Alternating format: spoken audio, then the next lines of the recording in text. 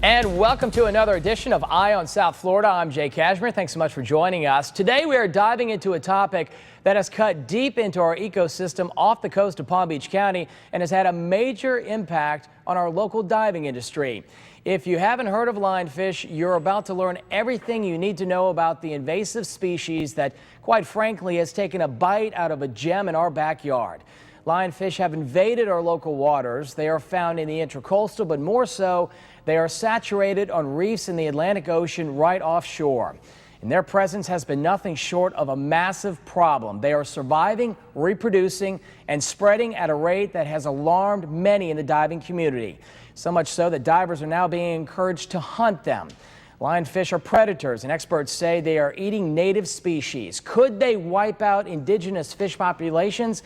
Well, that is the fear, and that is why we are taking some time to talk about this very important issue with two local experts, Randy Jordan, who runs Emerald Dive Charters, and Jen Folia, a very avid local diver who knows a lot about the lionfish. Guys, thanks so much for taking the time out to talk to us about this very, very important topic. Randy, let's start with you. Where did the lionfish come from? Well, you can't trace it back to the lionfish, but it's credited to the aquarium trade. It's a beautiful fish, and people that had nice aquariums, even as I grew up and had aquariums, would have a lionfish. It's just a beautiful aquarium fish. Unfortunately, as they get bigger and they grow real fast, people dump them into the bay rather than kill them, which, of course, you don't want to kill your pet, so they dump them into the bay. So just from that aquarium trade dumping, they're such a great predator and such a great reproducer, like you spoke about, that has blossomed into what we are now facing. And we have a prop here. This is actually a lionfish, Randy, that you caught, right? Yes, it is. Okay, and this lionfish actually, is this a standard size that you see underwater? Well, when I first started seeing them, and I never saw one before until about September of last year, but when we first started seeing them, they were just small, about like that, just a few here and there. Now this is a pretty average size. So, which makes it real good because they're very tasty and it's easier to clean the bigger ones. Jen, you've dove a lot. I know you've dove with Randy a lot. What's your experience with lionfish when you're underwater here? There's just so many of them compared to where there weren't any as of like a year or two ago. I mean, you go down and you see the angelfish, you see the sharks, you see the stingrays and everything like that, and they pop up all over the place. There's hundreds and thousands of them, and they breed like crazy. I mean, and there's, like Randy had said, there's no natural predators, so nothing eats them. And when you're underwater, where are they on the reefs? Are they on top of the reef side, or are they burrowed inside pockets? Well, they don't have, one of the things that makes them such a perfect predator is they don't have a preference. They will live anywhere. Their ideal habitat is to be somewhere where if they want to get out of the current, they can get up under a rock or they can get up under a little ledge. Unfortunately, they will get up under a ledge. So divers that are up under the ledges looking for a lobster or something might accidentally bump into one. And as you know, they have a spine on them that's very, very, very sharp. I don't want to get pricked there. It's very sharp, and they have a little venom. So if you get pricked by one, it hurts. It hurts like getting a bee sting, and it hurts for about 45 minutes. So you definitely want to try to avoid that. Right. I want to bring up a picture. Randy, I know you sent this just to me a few days ago. This picture was taken probably within the past week. Right here we have it. This is in one single tank dive. You killed 20 lionfish. That's amazing. I brought up 20, and as a matter of habit now, I'm only killing the ones that are at least 6 inches big because I'm filleting them all and feeding people. So I passed up another 50. I mean, there's only so much you can do on one tank of air. But I was shocked that on this particular reef I haven't been to in about a year. And I was just checking it to see how the grouper population is and looking for lobsters. Last time I was there were no lionfish. This time you couldn't go 3 feet without running into 2 or 3 or 4 of them. So I'm just like, well, I'm just going to start shooting them. So. And Jen, is that what you're seeing down there? Every dive you see more and more? You see more and more and more of them. I mean, they're everywhere, and they look like fans, but they're not scared of you. So if you go right up to them, they're just sitting there staring at you, and that's why the other fish, they're not indigenous to the area. They're not native. So what happens is the fish just swim right up to them, and they just they eat everything. They're everywhere. Are they aggressive? They don't. They don't have to be aggressive, and their defense is their barbs. But what Jen is saying is that being non-indigenous, nothing's really afraid of them, and they're not really afraid of anything. So they're perfectly content. When they feed, they just go down and stay on the bottom, and little fish, pretty much anything that fits in their mouth, will swim up to them, and they have a pretty good sized mouth, and when they open it, it creates a vacuum, and they just suck in all the little fish. Now the fear is, the concern, and the reality is that they eat so much and they grow so fast. They're a perfect predator that in no time, in a matter of 6 months, they will take over an area and there won't be any other fish in that area. They'll eat everything and there won't be anything else there. So the scientists are saying that in a matter of a couple years or 3 years, in an area like ours, that would be the only fish. There wouldn't be any grouper, snapper, baby lobsters, or anything else. It's that sort of an invasion. It's amazing how fast and how quickly they're reproducing. Is this something that scientists maybe foresaw back in the day? Have we had any warnings prior to this arrival? Well, you know what happened was, in Indonesia, where they're from, and like I said, they came over in airplanes, but where they're from, they have some things that keep them down. They don't have as much food source. Being introduced into our waters, they have no predators, they have no diseases, they have no parasites. They produce about 2 million eggs a year. They can spawn as often as every 4 days. They have a 100% fertilization rate on their eggs, and they have a little toxic sheen on their egg sac so the other fish won't even bother the eggs. So they're like underwater rabbits. Yeah. The video we're looking at now, this is a lighter colored lionfish. How many different species do we have? There are about 14 different species in the world. Here in our waters, we have 2 species. I'm not going to get involved with the genus species names because I can't remember them, but we have a red one and a black one. And they both look real similar, and we don't know, but we suspect they crossbreed, and I don't know what color that would be, but this one right here is a red one. You can see it has a little more red tone. And there's some that just look a little more black. Right. Other than that, you can't really tell the difference. Now, Jen, when you're underwater, and I think when you're diving up to one, I mean, are you careful to watch for these spines here that, will come up? I'm very careful. You, as a diver, have to be very careful.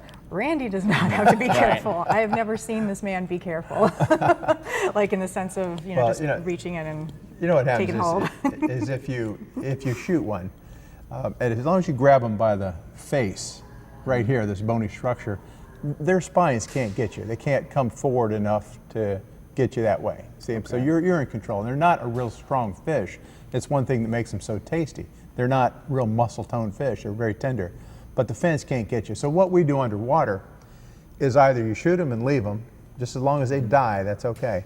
Or we'll take a pair of EMT shears and we just cut the fins off. We call it neutralizing them so that it doesn't get the other divers. And we have a nice tight shot right here. You can see the actual barb. Now, when you're stung with that, is that a major injury, or how much time are we talking will you be in pain?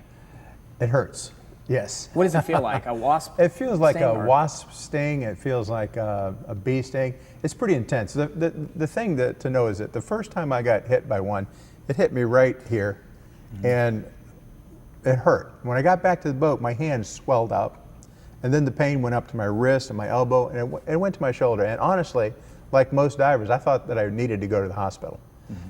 You don't. What happens is it's a venom. It's not a poison. It's not going to shut your heart down. It's not going to do these things that you think. It's going to go away in about 45 minutes.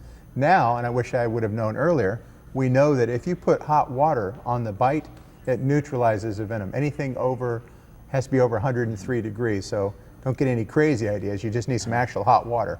But maybe hot water out of the engine, or like on the Emerald, we have a hot water shower. If something like that happens, and you just keep a little hot water on it, and it neutralizes and it doesn't hurt. Jen, have you been stung? No. You try to stay away, right? Well, Jen wears gloves. There you go. And obviously that's a safety precaution for all divers anytime you're with these. We wear gloves and it helps, especially when you grab them in the face, but these little needles are so sharp, like an insulin needle, that even gloves that they use for in hospitals, they'll penetrate those too. Okay. So you pretty much have to make a decision whether you're going to handle it and make it a food source, or whether you're just going to eliminate them for the environmental need, before you go down. All right, well, lots of strides have been taken to eradicate this species from our local waters, and Randy came up with a very unique device to kill the lionfish, and we will talk more about how to kill these and what to do if you get stung, like Randy said. All of that coming up right after the break. And welcome back to Eye on South Florida. We are learning more about the lionfish, their invasion into South Florida waters. We are talking with two experts who have had many encounters with lionfish. That's Randy Jordan. He developed a very good invention on how to get the lionfish. Here's a closer look. What happens is they're so voracious, they eat anything that fits in their mouth. They will get into an area and eat every bit of fry that's there, and within 30 days to 90 days, there won't be any other fish in that area. So it's really important that we all, as divers, come together and kill them. The lion tamer that I came up with is an easy, safe method of shooting lionfish.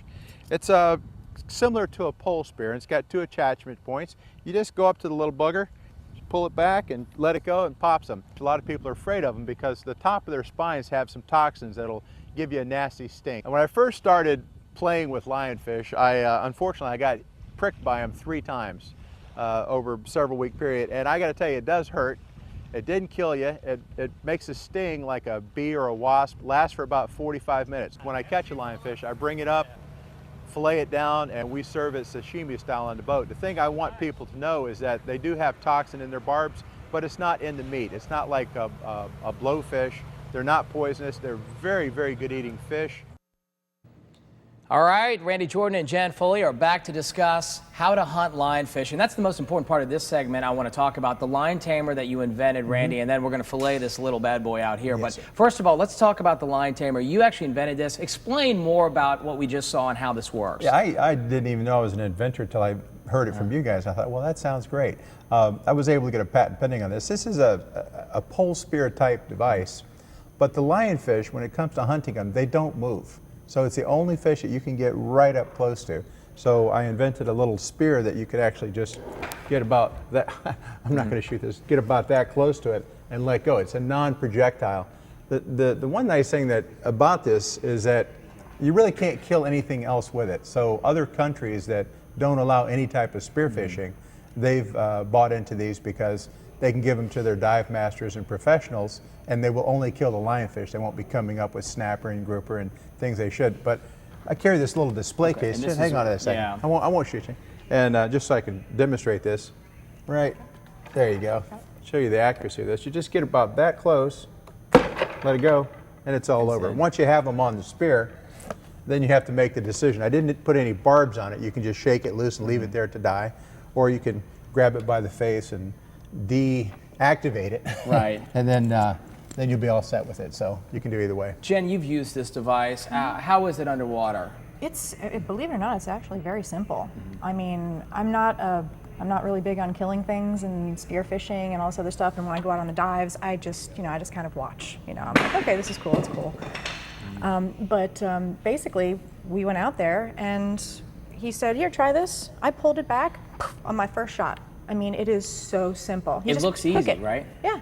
It's very easy. How much does it cost, the lion tamer? They sell for $34.95. You can buy them online at liontamerusa.com. But it's also stocked by just about every dive shop in South Florida now, including 4C, Scuba Works, Scuba Club carries them. A lot of people that don't spearfish, environmentally sensitive people, are carrying them and carrying with them on every dive.